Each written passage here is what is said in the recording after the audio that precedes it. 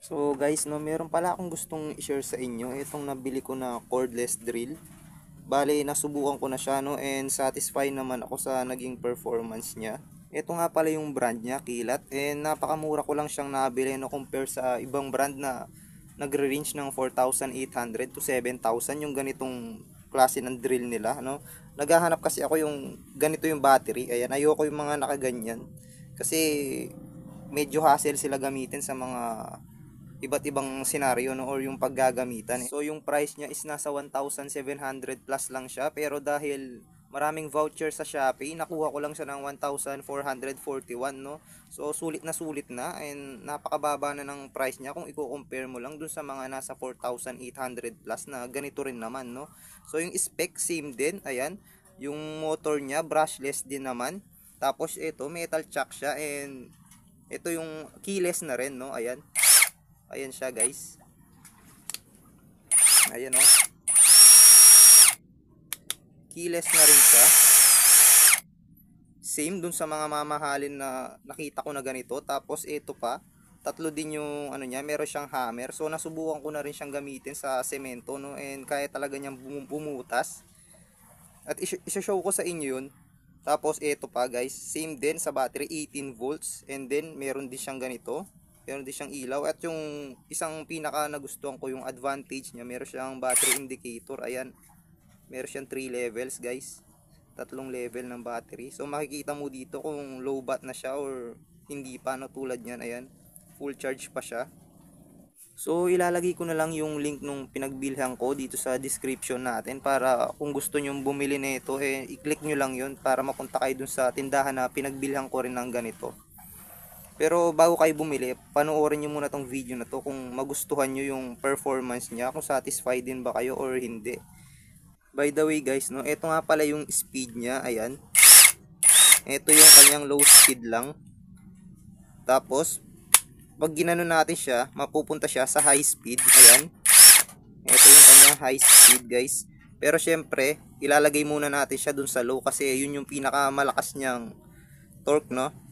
Ayan, dito natin siya susubukan para maipakita ko sa inyo yung 100% na lakas niya.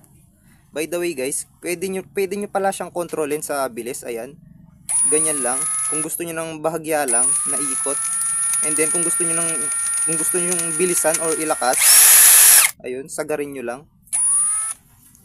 By the way, di ko pa pala na ipakita sa inyo yung laman ng box. So bago natin siya subukan, ipakita ko muna sa inyo kung ano lahat yung laman ng box niya.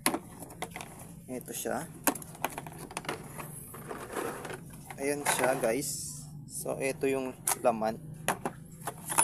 Ayan siya lahat. So ito wala to. Hindi ito kasama, no. Tsaka ito, hindi kasama yung isang to. Ayan lang siya. Ayan yung laman ng box. Yung kanyang user manual. Ayan. Tapos yung drill. Ito. Ayan siya. Tapos meron siyang dalawang battery. Ito. Ayan yung battery niya. And then meron siyang free na ganito, gloves. So ginuma ko lang. At ito yung mga ano niya, accessories. Ayan. So wag na kayong mag-expect guys na ano to, kasi malalambot lang to. Kaya sinubukan ko nga yung isa. Ito siya. Nayupi. Ayan oh. Ayaw mag-focus. Ayan oh, nayupi siya guys. Nung sinubukan ko siya sa kahoy. So malambot lang yung ano niya, mga drill bit niya, no. Kaya kung meron kayong mas maganda, yun na lang yung gamitin ninyo. So ito, no. Subukan na natin siya.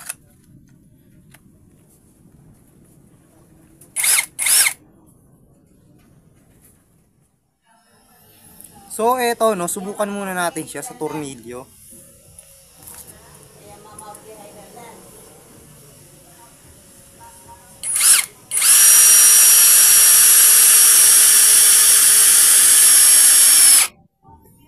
Ayun.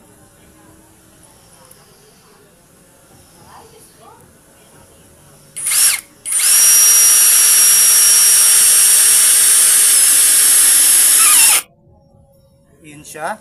And then ngayon, bunutin naman natin.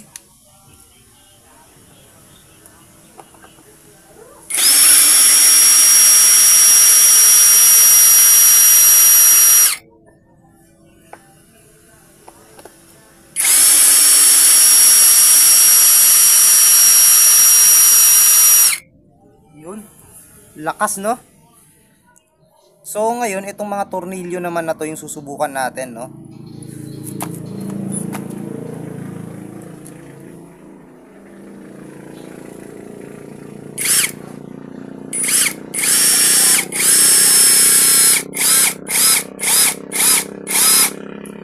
Yun.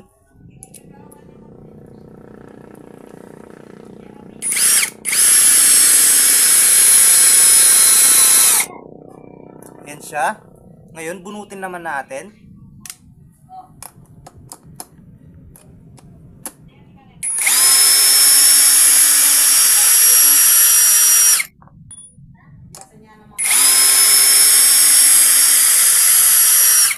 Ayun siya. So, ang lakas talaga. This time, magbubutas naman tayo, no? So, wala akong drill na pangkahoy, kaya ito na lang yung ginamit ko, pambakal. So, ayan, subukan naman natin siya ngayon.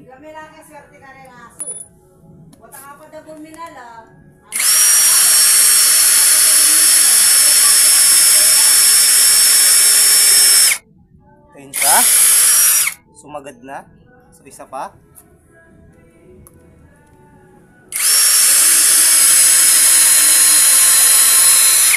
Ayun siya. Ayun siya, no? Ayun yung butas na nagawa niya, guys. Ayan. Ito yung dalawa kanina sa tornilyo, and ito yung butas naman ngayon. So, sumagad na siya. Ayan, oh. As you can see. Ito na siya. As you can see, guys. Ayan siya, oh. Sumagad na.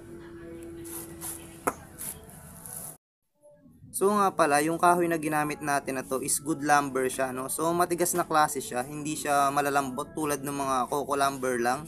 So guys, ngayon, no, susubukan natin siya kung kaya ba niyang bumutas ng steel. So bago tayo gumamit ng ganito kalaking drill bit, no, lagi nating simulan sa maliit muna. So ayan, subukan natin siya. Nga pala, nilagyan ko na siya ng tanda, ayun. Pinukpok ko muna para hindi dumulas habang binubutas natin kasi bakal to, no. So madulas yan. Kaya nilagyan ko muna siya ng tanda.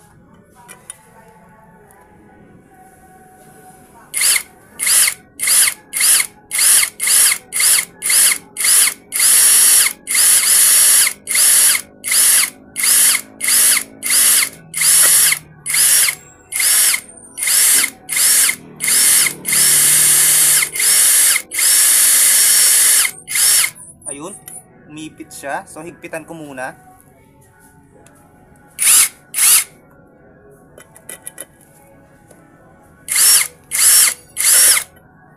Ayun, guys. So ngayon, palitan naman natin siya ng malaki. So ito naman.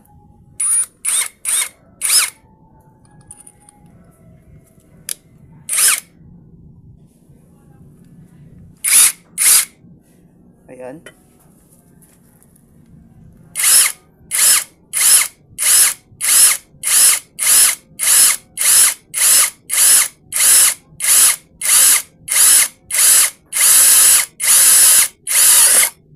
So ayun guys, no? Ay, lakas. Shit. Ayun guys, kinaya niya. Ayan. So thumbs up, no? Thumbs up tayo sa kilat. Talagang napatunayan niya yung lakas niya, no? Nakayang-kaya niya makisabayan kahit na di battery lang siya. So maganda siya, no? Maganda yung build niya, guys. Thumbs up tayo dyan. So guys, this time, no? Susubukan naman natin siya sa bato. So yung naisip ko lang na pwedeng pag-testingan is dito, no? Ayan, dito sa kalsada. So ito kasi yung masisigurado natin na matibay talaga yung pagkakagawa, no? Or yung matapang yung pagkakatimpla ng semento. So dito natin siya subukan. Ayan. So kung bumaon siya ng at least 1 inches, so pwede na sa akin yun, no? Sapat na yun. 1 inches lang yung kailangan ko. So ayan guys, no? Subukan na natin siya. Pero bago yung lahat, alisin muna natin yung settings niya dito sa gitna. So ilagay muna natin siya dito. Kasi yun yung applicable pag sa bato. Ayan. So ayun, subukan na natin siya.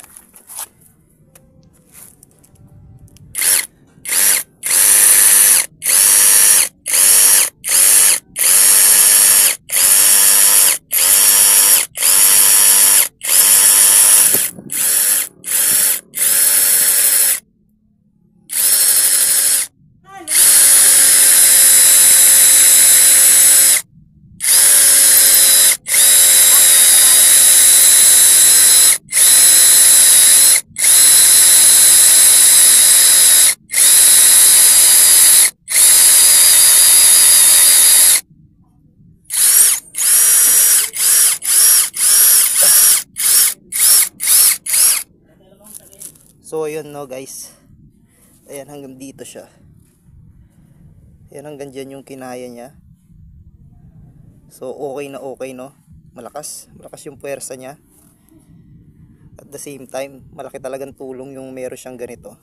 So kung gusto nyo rin bumili guys nitong kelat no, na mini drill nila, so try kong ilagay yung link ng official store nila dito sa description. Nabili ko lang naman to sa Shopee, 1.6 siya. Tapos dahil gumamit ako nung voucher, na discount ko siya ng 1.4 lang. So sulit na sulit siya no. Balak ko nga ulit bumili ng isa pang ganito soon. So ayun guys, maraming salamat sa panonood.